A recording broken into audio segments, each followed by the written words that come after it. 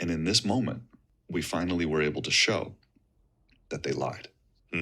When Teslas crash, as I said before, they know in the moment, like we talked about, that they're going to crash. And so autopilot shuts off. But what it first does as a part of that process is it takes all of this information and it downloads them. Now, Tesla for years, their 30B6, their corporate reps had told me for years, it's called an urgent upload.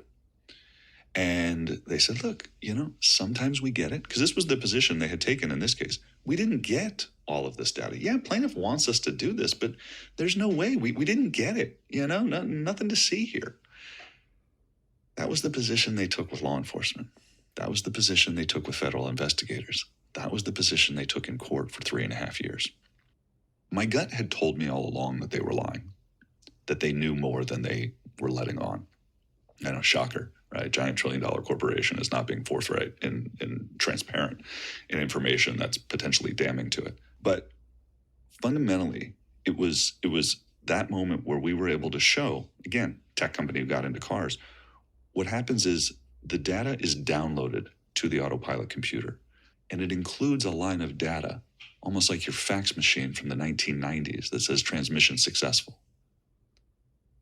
And in that Starbucks, 15 minutes after, Oleg points to the line of code that says they had this 4.5 years ago.